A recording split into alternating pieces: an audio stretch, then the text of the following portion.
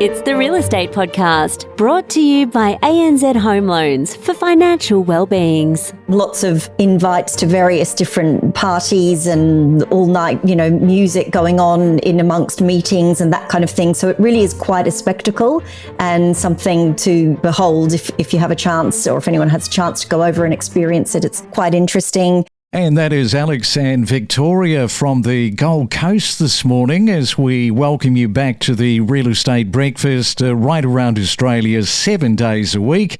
Yes, keeping pace of property news and information in Brisbane, Adelaide, Canberra, Perth and Melbourne. We are literally everywhere and streaming on your favourite platform.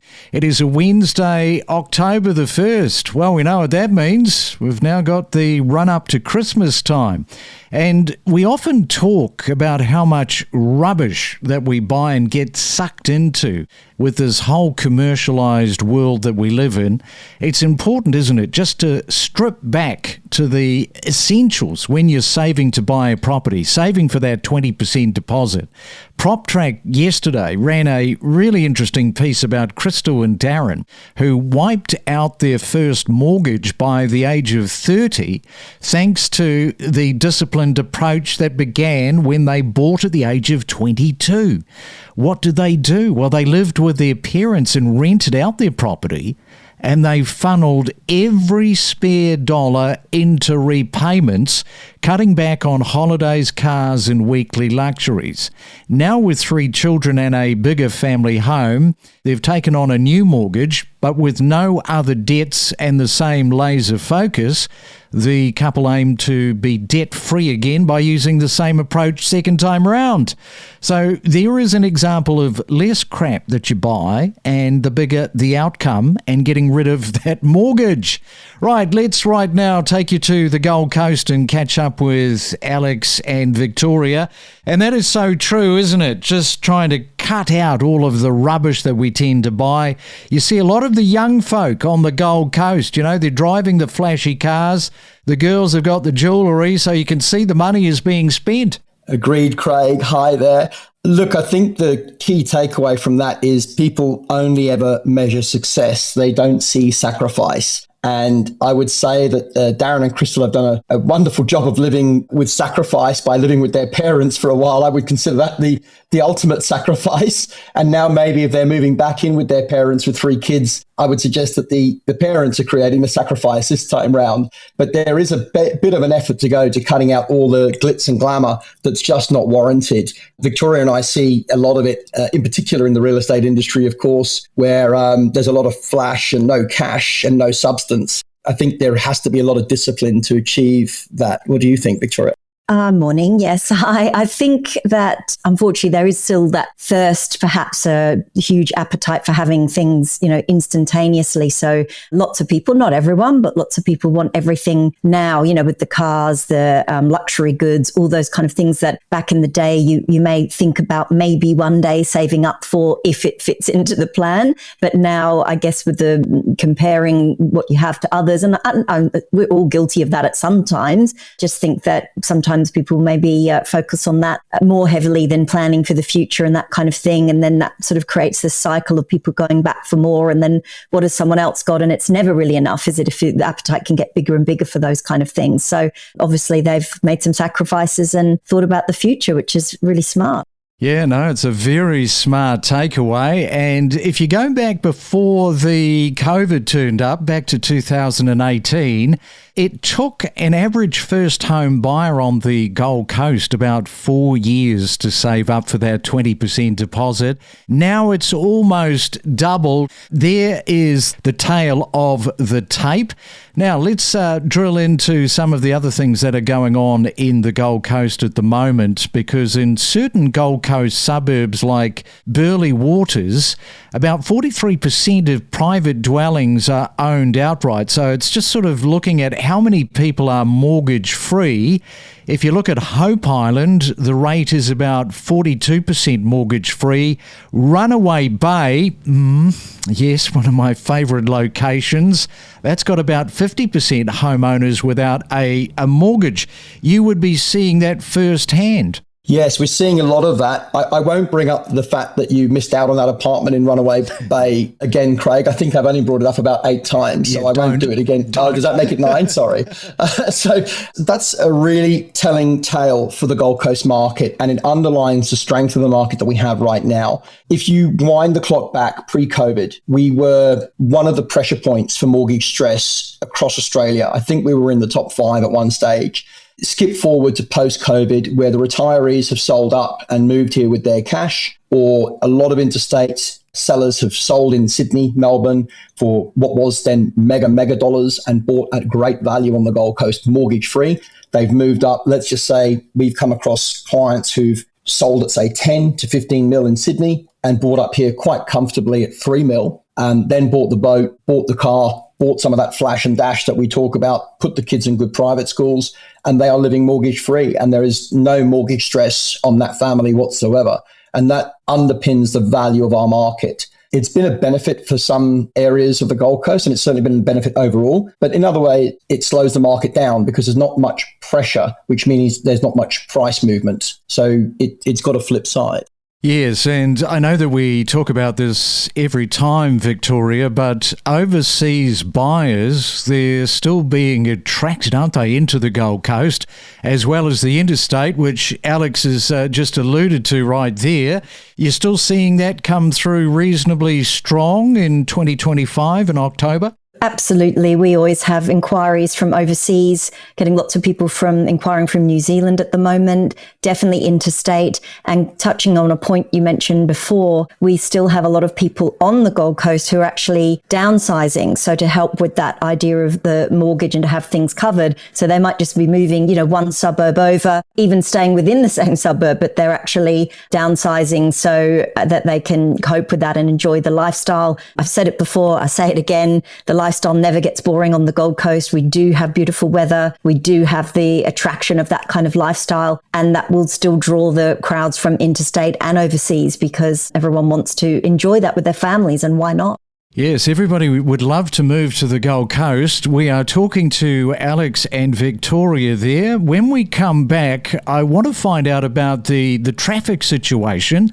This is cars on roads and what is happening with the developers, because I understand that there is a traffic master plan going on at the moment for the Gold Coast.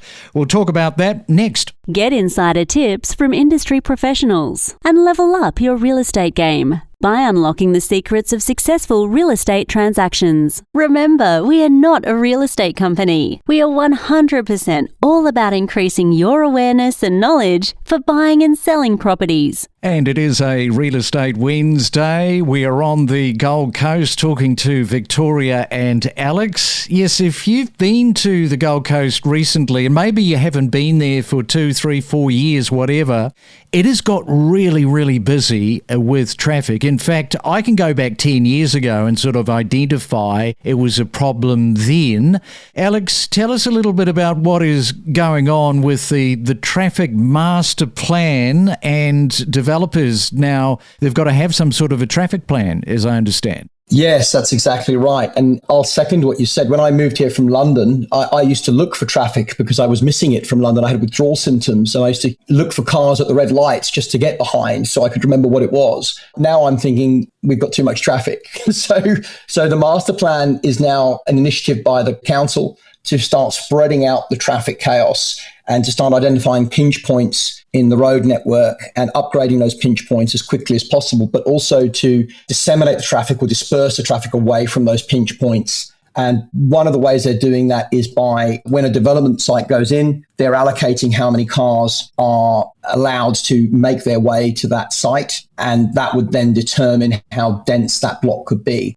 Let's talk about the DAs for developers, because you were telling me off air they are slightly down for apartments. What's happening in that space? What's happening is that the council has said a DA cannot lay dormant anymore. So if you had a DA for a while, it needs to be reapplied or renewed more actively than it used to be.